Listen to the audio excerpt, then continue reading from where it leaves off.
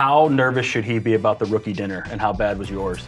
We'll get there when we get there. Oh, where's it at? Where's it at? What's good, everybody? Welcome back to Not Just Football. You know me, Cam. You know Hayden as well. And today we are joined by a very special guest. Our first round draft pick, 24 overall or 25? 21. 21, damn, Higher this than is better you. than me. Way better higher than you. than you. Way Way better higher than than you.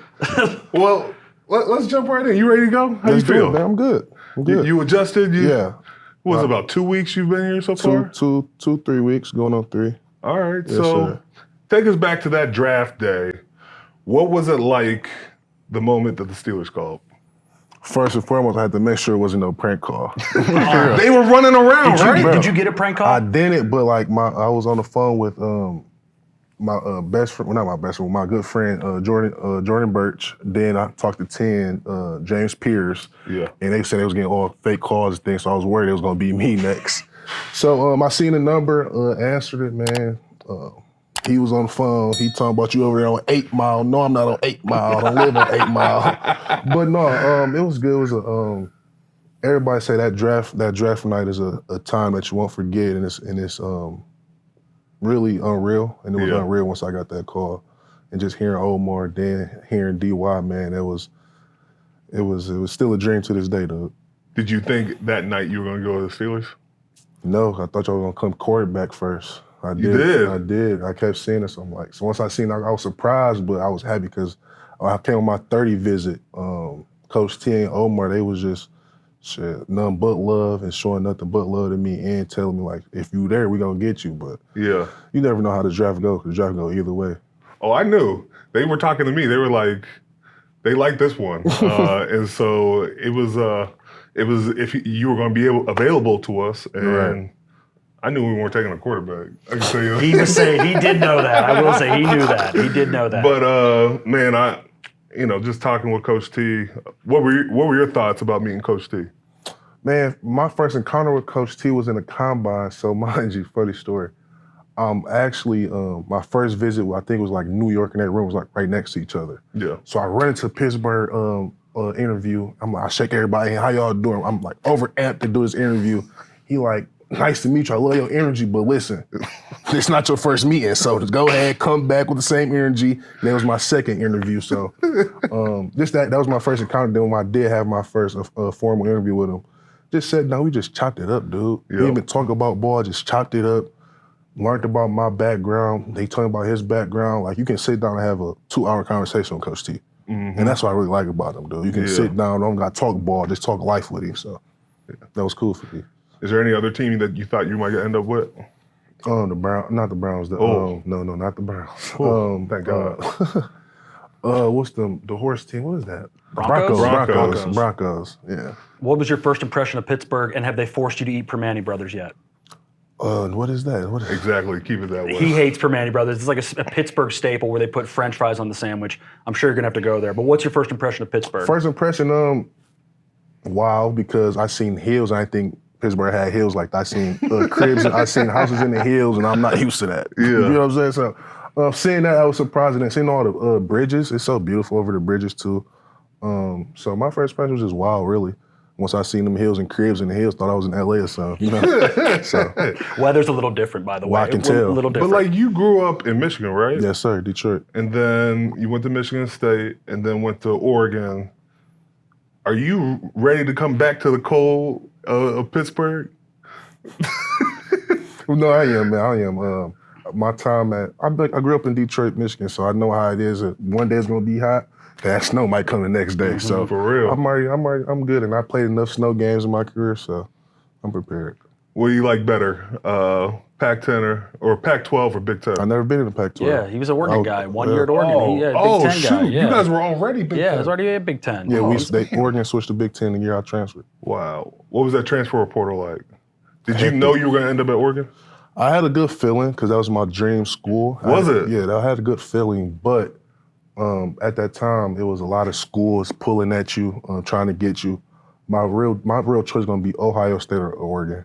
And you chose Oregon over Ohio State? Yeah. Phil Knight money, man. Phil it's Knight. Did not. Phil Knight just call up? Did he just call? Is that how that worked out? Never talked to Phil Knight unless I was in the locker room after that UW game. Okay. Oh.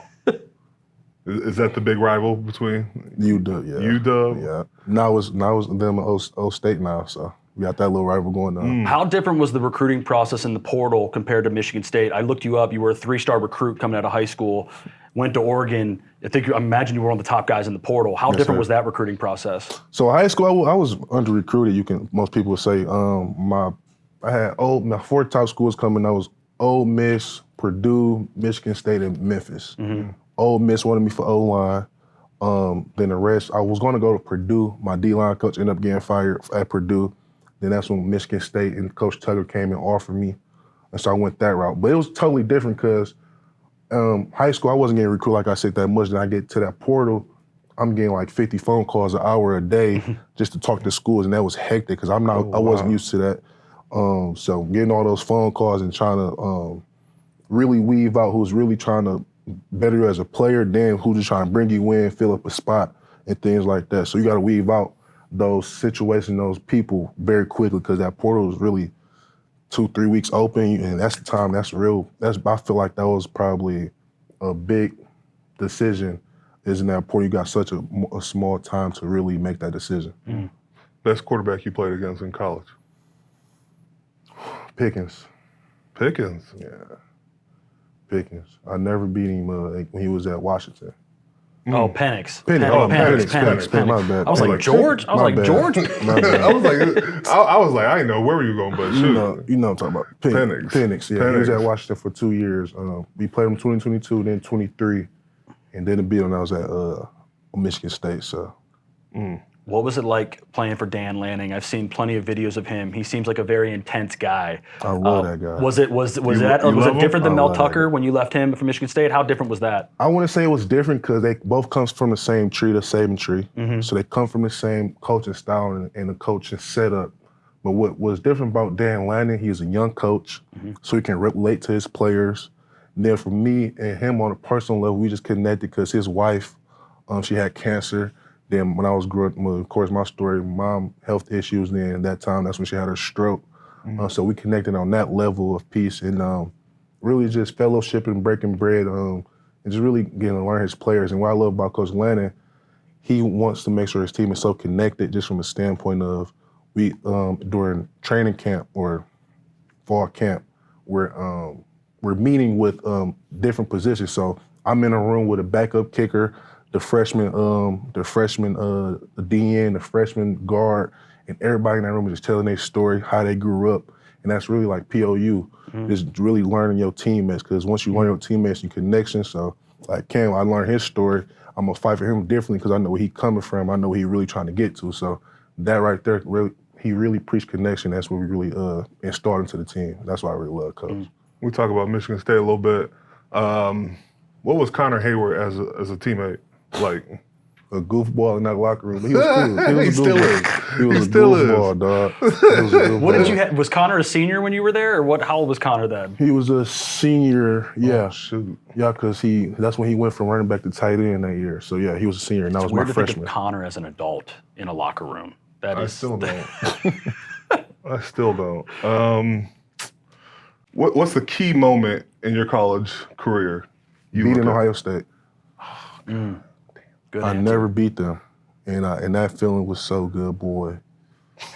Oh boy, that feeling was. Were so you good. confused when he slid during that game? I didn't care. All right, so in that Oregon game, late in the game, 5 seconds left, Ohio State has an untimed down because you guys got on purpose, what seems like, too many men on the field. Yeah. Was that planned? Was that supposed to be the case? What'd you think? See, that part, man, I don't know, man. I remember just waking up the next day, just seeing that what he did, but at the time I didn't know because it was a 2-minute drill, and I'm tired, and so I didn't know what was going on. But he ended up having to tell me about it. He said it was on purpose, but hey, you never know. What do you think? Do you think he really knew, or was it just kind of luck? I ain't gonna lie. If you know Coach Lanning, he's a smart coach. Like he's very smart and just. So a did smart y'all clap person. it up for Coach Lanning after you did that? Yeah, we. Oh my gosh. Were you mad at the kid when he was first on the field? Who? They have 12 people on the field. I didn't know we got a penalty in that. It was 2 minutes. I'm tired. So I hear a whistle. I'm thinking that somebody called a timeout. I don't know what was going on at that moment, but once we went back home, sitting on Twitter, everybody was just laughing, man. But once he came, he addressed it. Can't remember what he said. He addressed it. He said he did it on purpose, but we never know. We always love to ask people what their welcome to the NFL moment was. What was your welcome to college football moment? Ooh, that's a great question. I'd say really that fall camp in 21, my freshman year. It was just different. We did 2-spot, so you're getting a lot of reps, like reps everywhere. And K9, he's over Seattle now, our running back. I had him in a hole. He just shook me on my boots quick, and just from that point forward, like that was probably my welcome to college moment. You talk about him. He's talking about Kenneth Walker. Yeah. You have a story like that with Kenneth Walker where you thought you had him, right? I was just talking about last night. We were at Seattle, and like he's got a lot of same tendencies as Le'Veon, where he's patient, and like his vision was just like, I thought I had him in the hole, and he hit me with like, he backed up and then cut across the field. I was like, damn. Yeah, bro. I thought that was the first person that really got me in the league, though. He's shifty, too shifty. Though. Yeah. But yeah, great player. Back to the combine. What was your experience there like? It was good, man. It was a once-in-a-lifetime experience. Everybody wanted to get to the combine. It was a lot of hurry up and waiting going on, but... Did you like the part? I always hate this part where, like, they bring everybody up on stage. You got weigh in. You in some little-ass shorts. And, like, it's just all the coaches looking at you. I don't want to get in trouble, but I hated that part. I hated that part. Then you get out there yelling your name. Then you wait. Then he tell you stand up on the board so you can get your height. Boy, it was. And then he started clapping. What are we clapping at? Exactly. Other than booing. What if they like, oh no, that would be way worse. At least they're clapping you. My worst part was when we got in the locker room. I don't know if y'all did. We got in the locker room. Then you was in the locker room. Then you got to strip again and take a picture next to a screen that got your height. Oh, we didn't have those back then. Bro, we in tights. Yeah. Bro, we in tights. Like they make you squat down, make you do a full 360. You in the locker room in front of everybody just naked again. What was the most memorable, bad or good interview you had there? Or any crazy questions? I had no bad bones in the combine. Everything was really. Did you have a roommate? Yeah. Mine was Marcel Darius. Mine was my D tackle, Jamari Caldwell. Oh, so you actually had a teammate. Yeah. I had Marcel Darius, and I felt like Marcel, he was like, I don't really care about this. I'm going to stay up late. He was taking wings back to the room. For real? Bro, he had it made. He went like top 5. So for me, I was like all nervous, and so I'm just watching him, and he's having a good old time. I'm over here stressing. Yeah. So, yeah, it was not a good situation. No. There was a whole lot of stressing going on, believe that though. Describe your playing style to all the Steeler fans. I feel like I'm a player that got some grit to him, that's powerful, and use his power to finesse things also. But a very gritty player. Sometimes it can get me in trouble, some of my coaches might say. Might cost the team in the early downs, but it comes from just me playing aggressive, and that's all I really learned how to do is play aggressive and really hard-nosed football just from where I grew up at, so. What are some things you want to work at?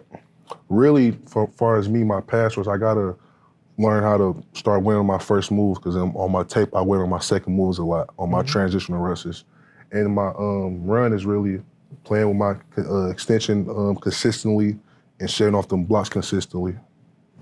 Who's and you don't have to say him, so don't feel pressure. Please don't. Who are some guys you looked up to watching them play when you were younger? This man right here. Really? Is that true, though? That's true. Everybody always lies to him in front of him. They want to make him feel better. If you don't really true. watch him, don't watch him. That's true. It was him, but it was him in the run game because pass was What? I was just playing. I was just playing. You should like that, though. tripping. You always say nobody gives you credit for the run game, though. At least he was watching you at one of your favorite things you do. Nobody gives you credit for the pass game either. No, So damn, we're facts. trying to get both. Hello. But no, man, him in the run game for sure because this man right here plays so consistently in the run with his hands. Then you playing that 4-eye, and I went to Oregon. I never played 4-eye in my life. It was a straight, I came from Michigan State, was a straight 4-down front that you were attacking. And y'all play, of course we play 4-eye here now. So just seeing that, and so just trying to learn little key things like that. And in the pass rush, I say Chris Jones for sure. You got any pregame rituals or superstitions I need to worry about? No, I just put my music on, got Detroit rappers in my ear, and I'm just locked in. Who's your Detroit rapper you go Baby to? Money. Baby Money? Yeah. What's the other big one? Babyface Ray? No, not Babyface Ray. T Grizzly. Oh, T Grizzly. Yeah. Yeah. You'd like a T Grizzly? That's Yeah, the one. But you that's didn't know fine. anybody else that he just said. No, Right no, there. Babyface, right? Do you? Yeah. You got him on your phone? Yes. Do I need to show you? No, we can move on. You don't need That's to. what I thought, yeah. What should Steeler fans be prepared to see about your game, and how do you think you'll fit with the current defensive line? I think I feel well, man. That line up there, them guys in the front, like I said, play with some grit to them, and feel like I'm gonna fit right in because I got some grit to me too, and my play style really true. Like I've been saying, whatever route this team need me to play, I'm gonna play to the best of my ability.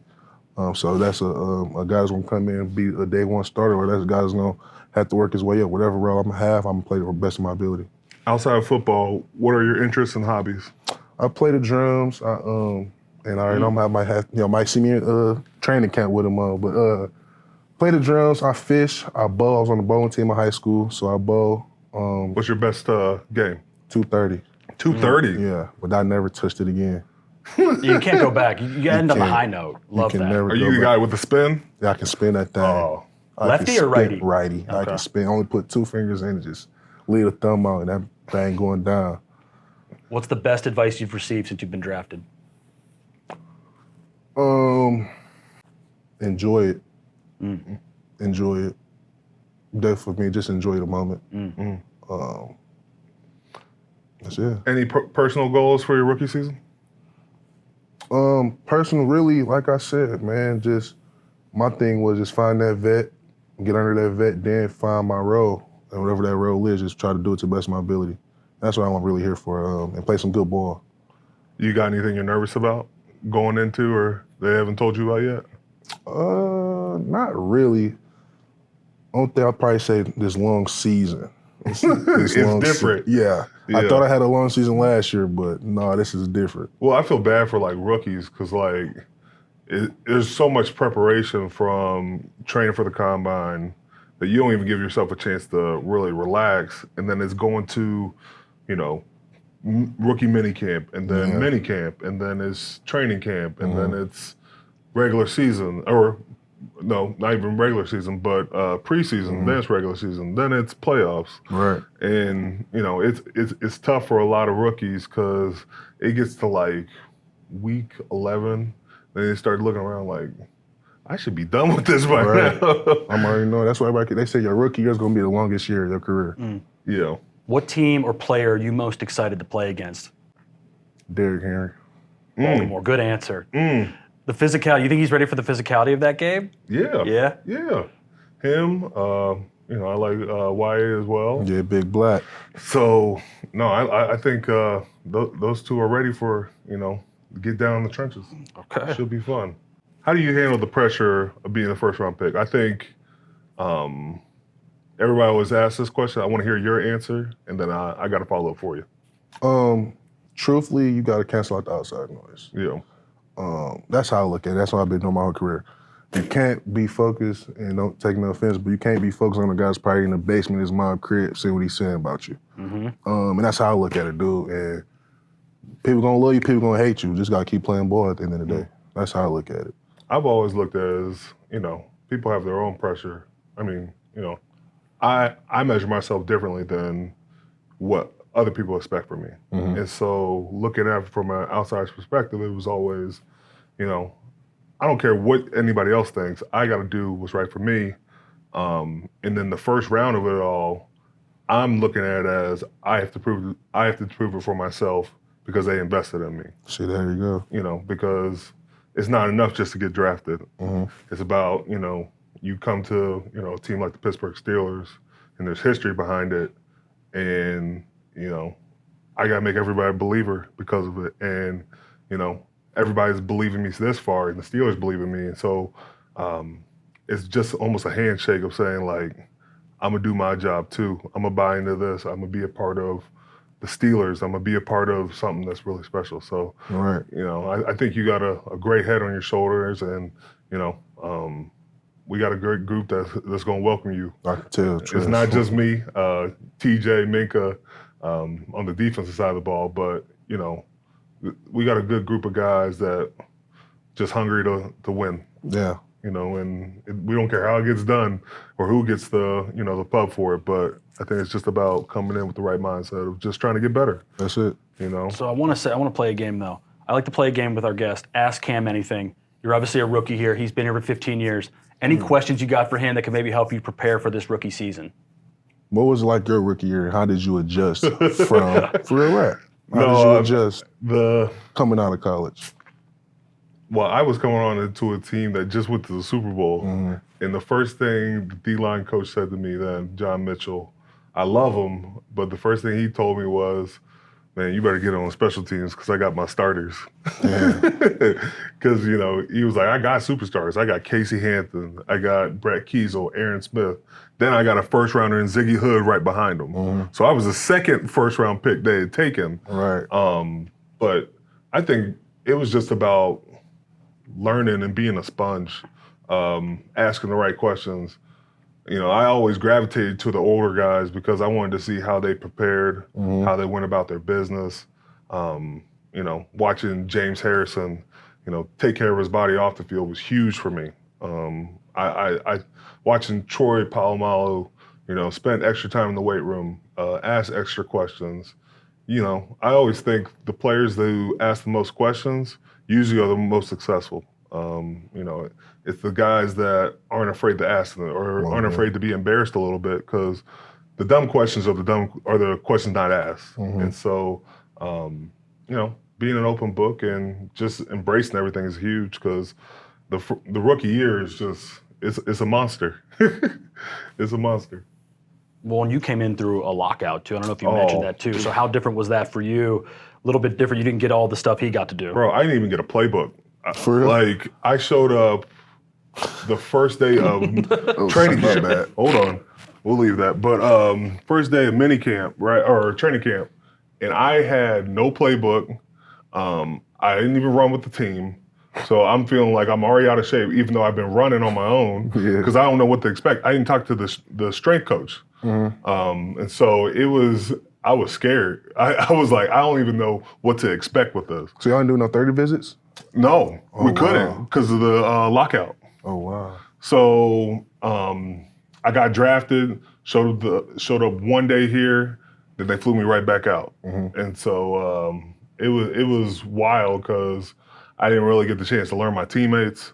And I felt like everybody was just looking at me sideways when I first walked in. But after that, I kind of just learned from them.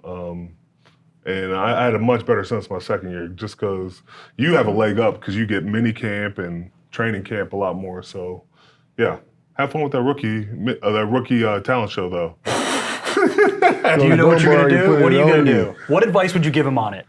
Oh, I got some real advice for any D lineman or any rookie.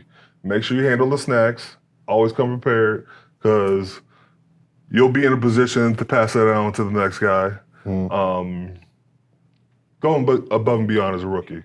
Because when you show that to the old heads and the vets in the room, that just lets you know that you're buttoned up.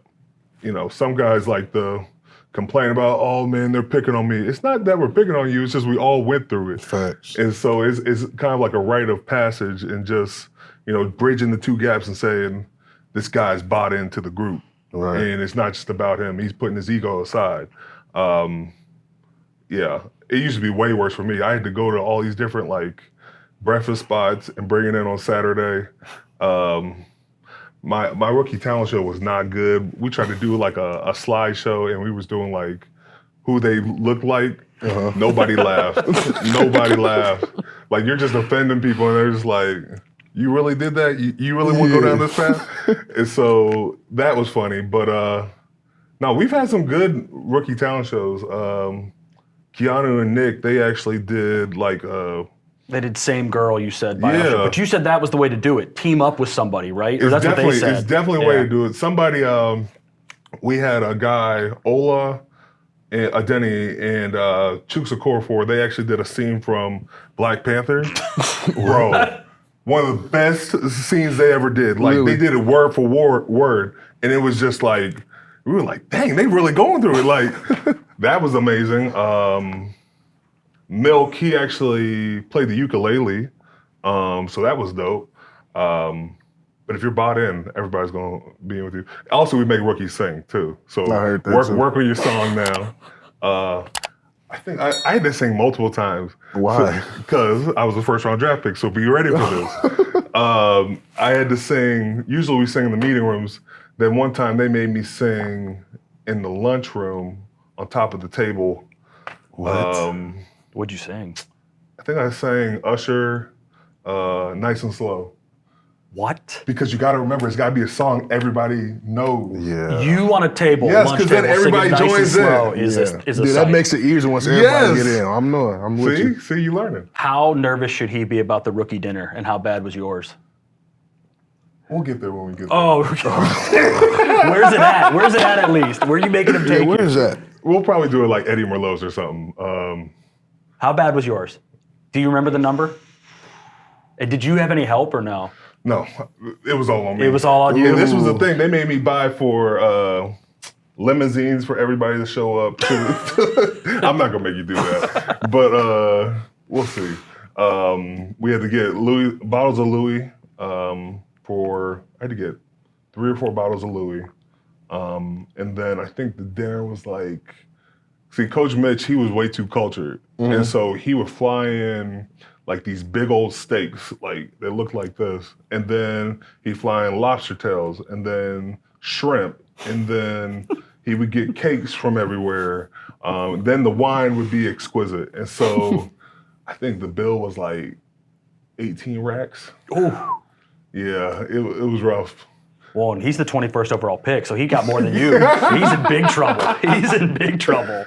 I'm going to take it easy on him. I can't wait. Plus, you got Jack Sawyer too. So you got another I got rookie Jack. there. And we always do our stuff together. So it's D-line, you got the D tackles, D ends, and you got our outside linebackers. So yeah, you got another knuckle. I got Jack with me. You talking any crap to Jack at all? Or is he? Hell yeah, man. We kind of got the last laugh, though, on I him, know. didn't he? Sorry. I mean, come on. I wasn't going to say I it, mean, but you knew, it's why he asked the question. That's Well, always yeah, why. him and Will, dude. Yeah. We call Will the fat QB.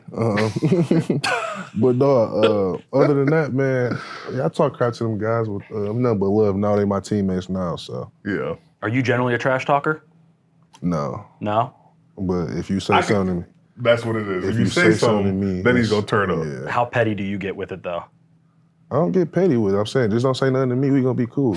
But as soon as you say something to me, I might be all game with you now. Like Are you prepared to fight, too? You've heard his reputation, right? I don't Not care fight about me, fighting. but But you if gotta you fight fight, online. he's got to join the fight. Exactly. So just making sure you're prepared to fight. He's going to Yeah. fight. That's my team, and we rocking out, dog. He's going to fight a lot. Only thing is, I was fighting teammates at the time, so it wasn't always I great. heard about you, yeah. It happens. Sometimes you spaz out. You got Every to now. though. That's how I you crash keep out it every here. now and then. Yes, you do. It's part of it. I want to play a game with both you guys. We play with all of our guests. It's called This or That. I'm going to give you 2 things, and you guys give me your answer on it, okay? But All right. College atmosphere or NFL atmosphere? College. playoff NFL atmospheres is special. You didn't play in a college playoff game, though, too. He did. So I played in a national championship, so Well, calm me that's down. true. Okay, relax. How'd that game end up? Sacking I the also QB, never lost to sacking the Michigan QB as or well. stuffing the run? What you say? Sacking the QB or stuffing the run? Stuffing around. Well, you're not very good at pass rush. You probably would go stuffing the run. Hey, man, I'm a complete player. I like both. Oh my Hello. God! Give an answer.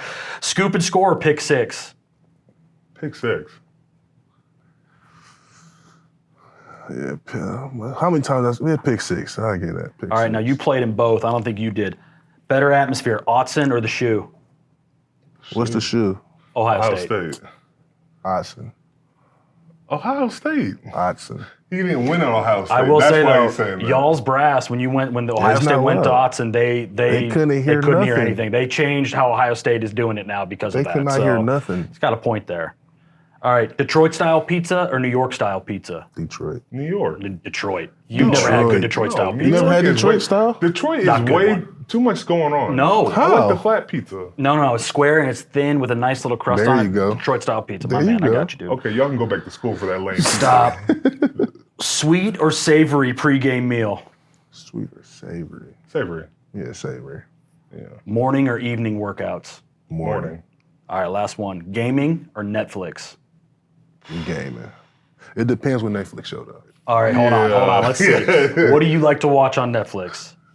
back then, I was a big U. You watching you? Yeah. I can't watch that. Outside Why? of Netflix, what else are you watching? It was everybody obsessed with this little dude. It's just Dexter. Basically, that's Just all Dexter, it right? is. All you do is look at people and take advantage of them. That's not. I don't think that's that show. I don't. It That's is. that's the show. Anything else you're watching right now, man? What else do you watch? Not right now, man, because I get out there for sleepy, be in that room to sleep. You know what I mean? For real. So, not right now. That's all I got for this or that. All right. Well, I want to say thank you to Derrick. Excited to finally meet you in person. I know you've had a lot going on, but I want you to know we are all very thankful that you're a Pittsburgh Steeler. I appreciate that. We are excited for your future.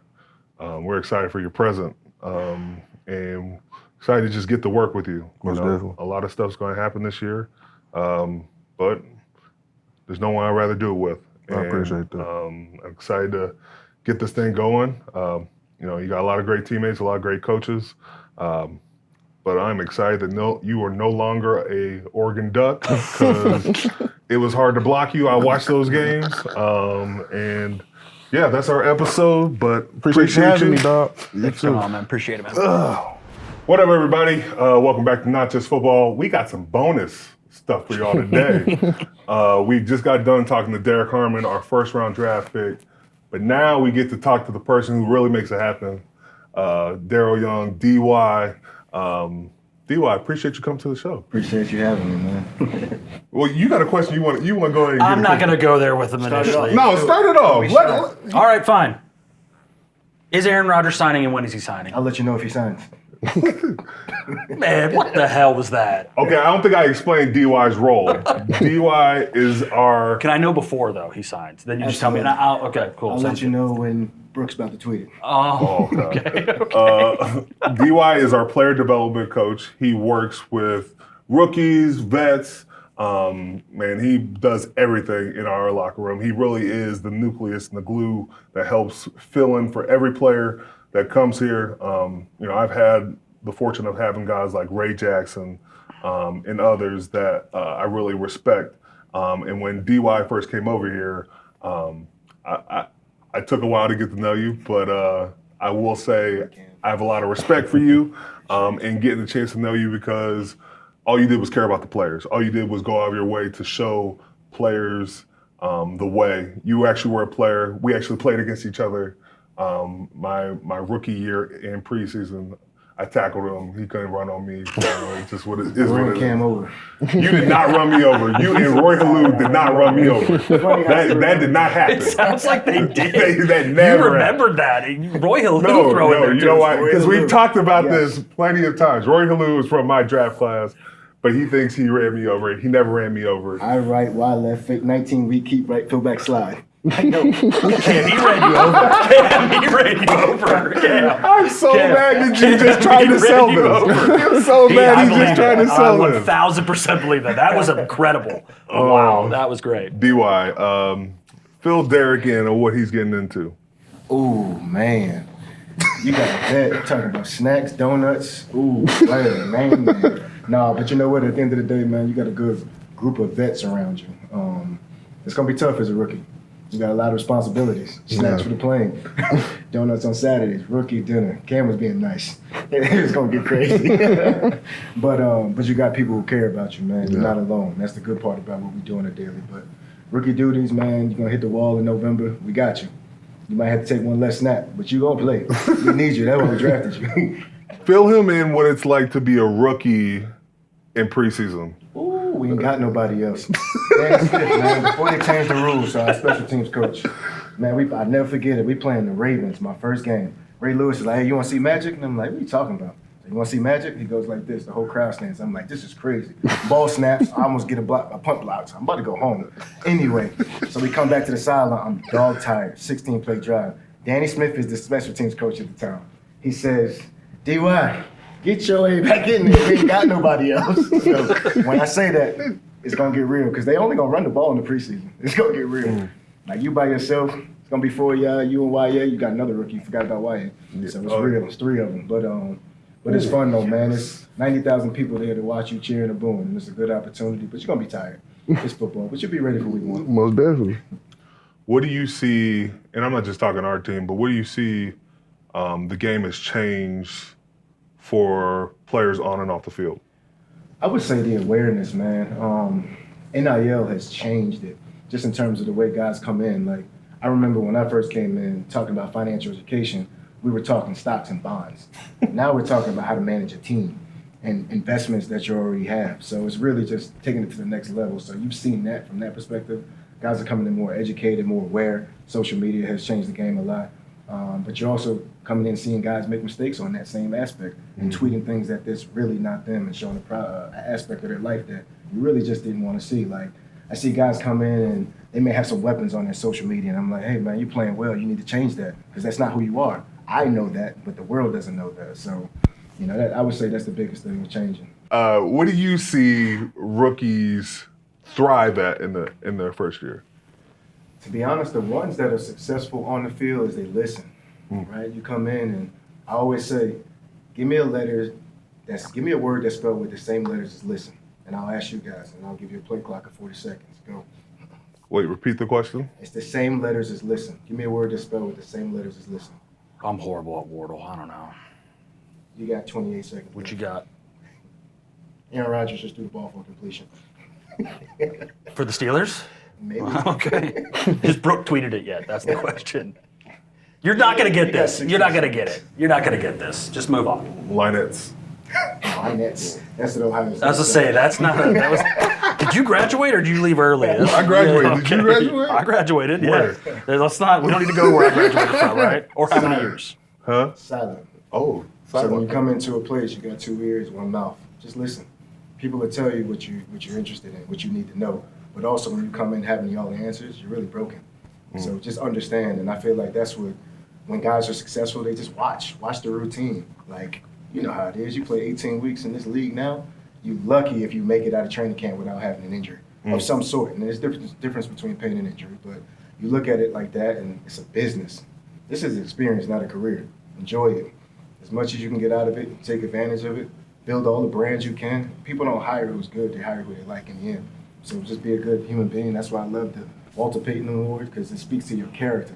Like, everyone knows the Cam Heyward that is on, sacking quarterbacks and, making tackles for losses. But the person, that's what's special about it. And that's what I love about my role today, because I get to know that about y'all and take a deeper dive into that and then elevate that for you.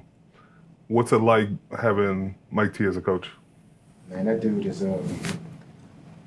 so it's hard to say this because I've had Kyle Shanahan, I've had Raheem Morris, I've had Sean McVay, I've had Mikey McDaniel, Robert Saleh was an intern, Kevin O'Connell was an intern, all of my staff in Washington.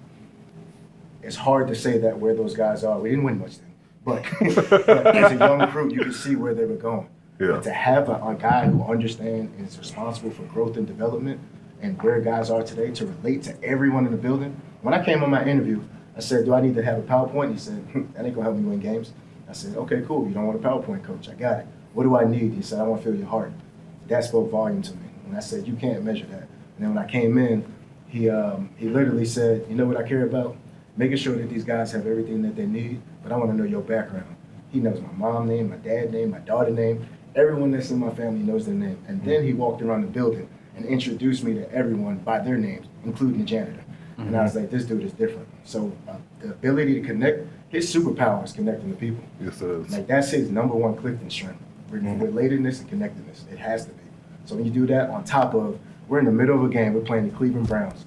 Recite the play, but something happened. He turned, and Nick Chubb just ran for like a 40-yard run. And he said, hey, man, how's your daughter doing in gymnastics? He said, I guarantee you they're going to throw a high cross here. Minka better intercept it. I'd be danged if they didn't throw that high cross. Like, how do you know that? And he's like, I've been doing it. So his ability to just be 2 steps ahead is amazing. And that's why you appreciate a guy like that. You love him. He's honest with you. He doesn't lie. I don't think he knows how to lie because he's so honest. But when he's engaging with players, it's one of those things where I'm going to push it to the max to get the best out of you without disrespecting you. And that is a trait. I've never been around it. When do you know about trades? When Brooke tweets it. It's always going back to that, all right? It is. I'm just missing. Brooke does a great job. But really, I mean, sometimes you know ahead of time just because you're in the room and stuff like that. But I never want to be around that because I never want to be fake towards you guys. And that's the hardest part. Where I want to go and where I am today are two different things. But I never want to treat y'all be disrespectful of your current situation and, anything that may happen down the line. Last question. How do you get ready for Ireland? And when are we leaving? This is a big one. Well, it's a good question. We're leaving. I know we play Sunday at 9:15 there, so we'll probably leave before, maybe 5 hours before. So we'll Nah, I ain't doing that. Weekend, high school bus. So I'm not sure when we're leaving yet, but how do you prepare for an international game? To be honest with you, that's where we got trainers. This is where we got commissions and all that stuff. But you've been around it. You played internationally in London and stuff like that. So I'm really gonna lean on you. I played in Canada, but we bust there, so it was different. But, have you told him your story? He complains about it every time. Every chance he gets, he complains about the time they went to London. Yeah, because we left Thursday night, arrived Friday morning. Every time. And everybody was asleep during practice. Everybody was falling asleep during the stretch. Really? Then we had meetings after. Everybody fell asleep there. And then during the game, everybody was asleep in the first half. I hope there was a camera on Derrick's face the entire time. He was in shock at some of the things It's he just rough. said. It's rough because you're going, it'll be 5 hours ahead. And so you're trying to get sleep on a plane going over there, and it's not ideal. So God bless us all. I want to say thank you to DY for coming on. Thank you to Derrick. Appreciate you. And we'll catch you next time. Appreciate it.